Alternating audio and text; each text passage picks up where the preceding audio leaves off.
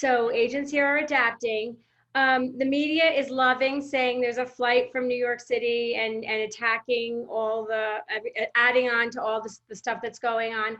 I would say, is it a flight? I think it's the usual spring market demand with some added, I don't want to live in New York City during a pandemic, so maybe it's time for us to move, some additional buyers. But I think it's all compounded by the fact that we don't have a ton of inventory in any of these markets, because as you can imagine, when the pandemic hit, all these veterans had all these listings lined up to photograph and we never got in.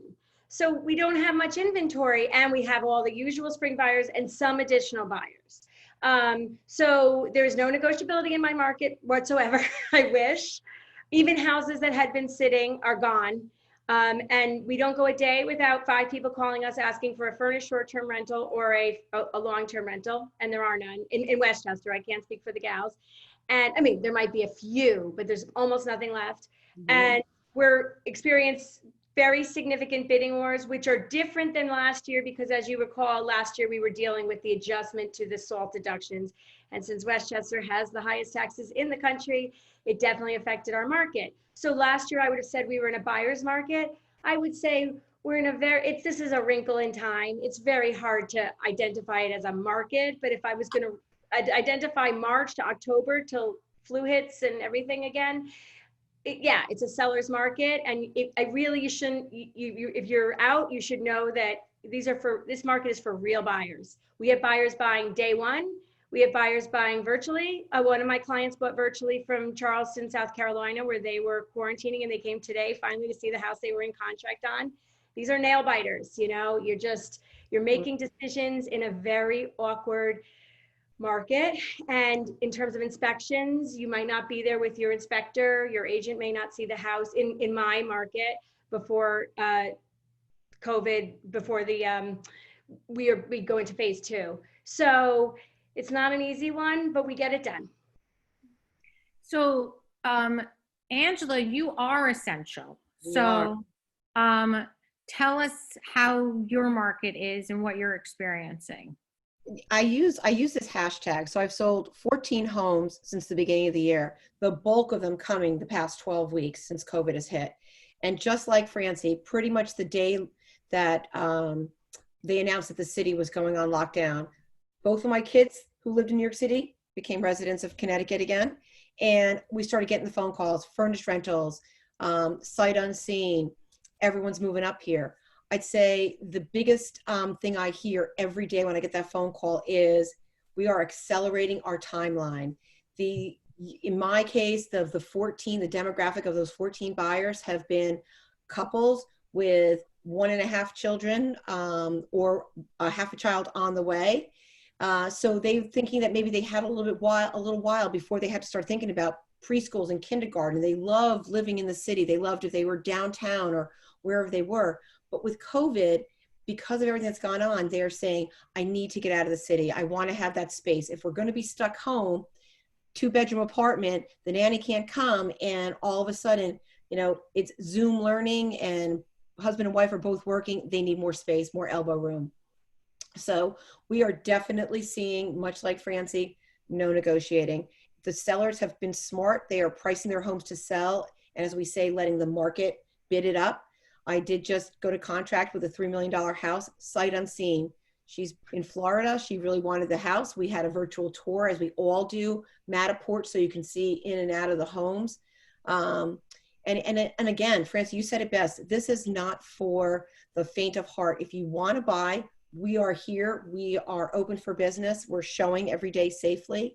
But you have to be prepared. You have to have all your ducks in a row, have your pre-approvals, and come out here with the intention of, you're not going to have time to think. If you like the house, put a bid in on it, and hardly any negotiating, if at all. It's actually, the truth is, we are seeing bidding wars. Anything that is move-in condition, as I call it, pottery barned or Serena lilied out with all the pretty colors, all the kitchens done, that is in the highest demand, because the families are moving out. They're frantic as it is.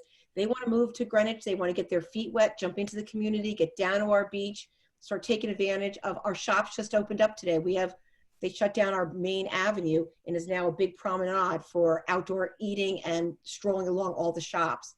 So In terms of what we're seeing, one of the questions you asked, year over year, May 2019, May 2020, 51 homes sold, just 10% less year over year. However, the average price was up 11%.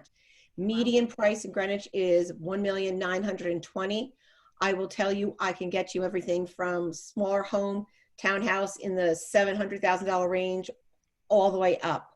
And most people still do want to be within 10 minutes of what we're calling the downtown, the train, the beach, and everybody sort of still does want to have that New York City vibe, walk to town, walk to school, walk or bike to the beach. So that's the report here, but it's amazing. And I say it again, if I sell, 30 homes to these young kids that are coming, these young families coming from New York City, and 30 of the other brokers in Greenwich sell it. I mean, just think that's 900 new families that are going to be moving to Greenwich. If I did my math right, yeah, 30 times 30. 900 new families that are moving to Greenwich, which we're already so vibrant that this is just, it's going to make this town bring a little bit of New York, more slices of New York up here where we already have so much of it. Yeah, no, it's unbelievable. I'm jealous. Stacey, what's happening in New Jersey? So first of all, I mean, I think that a lot of what, we're seeing in these towns, again, these are all amazing regions, areas close to, the best city in the world. And so we're probably all feeling very similar things. Luckily, we were deemed essential, which is such a strange thing to say. Francie, I'm sorry that you weren't.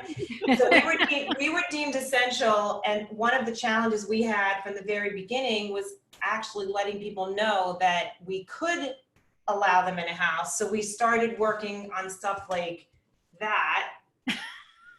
Show us how.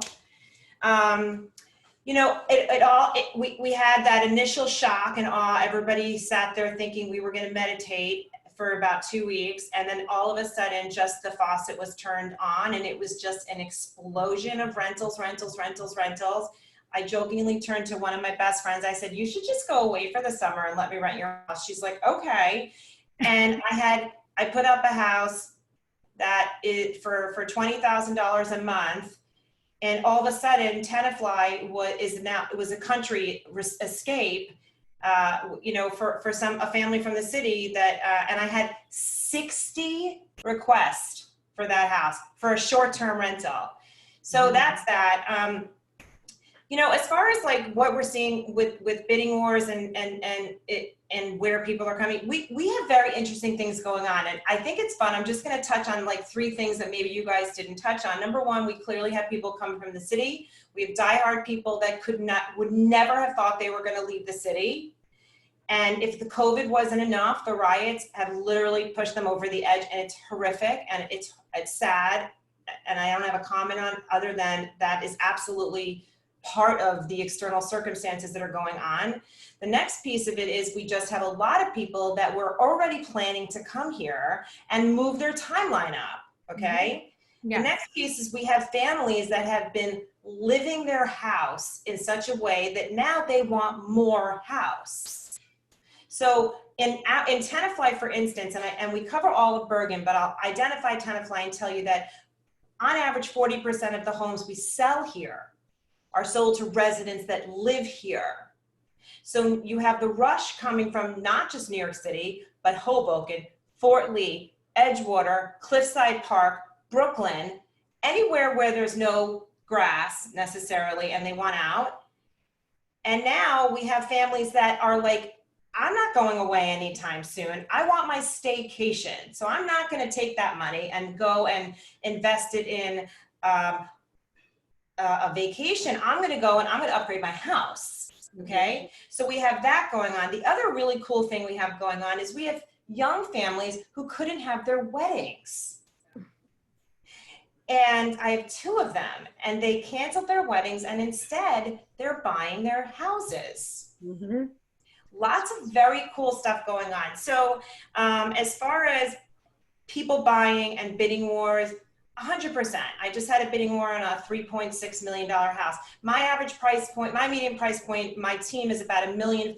Median price point, for instance, in Tenafly is about $750. on average for all of our towns, we range anywhere from like 500 to about 800 median. When you're talking about trailing 12 months, we have half the amount of inventory and we're selling about 40% more product. Those are the numbers. We skipped the recovery. So you guys, I think everybody saw this. We kind of were in a cycle from 2008 going up. 2015, 16, we hit our peak and we started as a country to start to recover, right? To start to go into that next cycle, right? This literally took the recovery and just pressed fast forward. That's how we're seeing it right now. So it's a very real market. I 100% agree. I think the message to anybody looking in this market is you better be the best buyer. You better have all your ducks in a row. And if you want that house, do not come in and think that you're going to have more than one opportunity to get that house, because you most likely will not get it. And that is a very loud message. Like, that's the message. And I think we've all said the same thing. Mm-hmm. So that's the message. And I think I answered, right? Answered. Yeah, question, no. right? And I also think that, you know, it is obviously important. And the reason why I brought all these women together is because we're the ones that are going to make sure you are prepared, right? So before you go and you look, we will make sure that you are positioned as the best buyer. Alana, what are you seeing the same thing in Long Island? Are you seeing bidding wars, you know, people getting way over the asking, no inventory? What are you experiencing in Long Island? So it depends on the town. In Port Washington, so I would say it's kind of a similar theme. In the towns that have a very good commute, easy access to the city, good schools, places where people were already thinking about moving, but maybe they weren't going to come for a couple of years. Maybe they were going to sort of make that, you know, 2-bedroom apartment stretch, things like that. So we're seeing a lot of those people kind of coming out. We're seeing a lot of competition in Port Washington and Hassett and Roslyn. I just had a house that I put on, you know, it was in contract within 5 days. And it honestly, like, it was the most stressful thing I've ever done. There were just so many people and just this one beautiful house. And I think that you have to really get your ducks in a row. You have to, you know, have your pre-approval. And you really should, what I really am talking to people, because people are getting very, like, they're getting really anxious. And I always say, let's take a step back and let's look at the neighborhoods. I give them a tour, even if it's, you know, in an hour, they go in their car behind me. I give them a good education and I say, okay, now we can, you know, digest all this information and kind of figure out where you want to live. Because I want them to be, you know, at least have, you know, a lot of familiarity with the areas and stuff like that. So, but for example, like anything, like we were saying about Pottery Barn, I always say that the Pottery Barn, it looked like a Pottery Barn catalog, because people say, why did it get so much? It looked like a Pottery Barn catalog. And when you look in that beautiful catalog, it's just so sparkly and you think of how you're living. And if you saw the room that I'm in, you would realize it's not a Pottery Barn catalog. There's laundry everywhere. And that's how people live. But, you know, those houses are staged and it's very effective. And I think the sellers right now they're the sellers that are being smart, that are listening, that are pricing the house as well. Anything near the train, walkability, anything that's done, you know, because it is a little more complicated. I have been trying to open people's eyes a little bit more to say, you know, maybe you could do that kitchen down the road. And, you know, I think another, you know, piece of advice that I've been trying to tell people is it doesn't have to be perfect right this second. You can renovate that bathroom. You can, you know, look at the space. And so I think if you can be a little flexible, then I think you can get, but we are seeing, there's really not that much on the market, but that's why you really need to work with one of these amazing ladies, a local agent who's going to tell you what is happening and what is coming. And so you can be prepared, because there might be like the perfect house coming down the pipe and you're going to have to get ready. It's like game time, game on. And we're the coach. And so we get you ready, and we'll make sure that you do like a touchdown reference or something. I went to Big Ten college, so I did a touchdown reference. So in Manhattan, obviously, we unfortunately have seen about 83% less deals go into contract this May as we did last May. And we also have 70% less inventory, which, you know, could be good for sellers.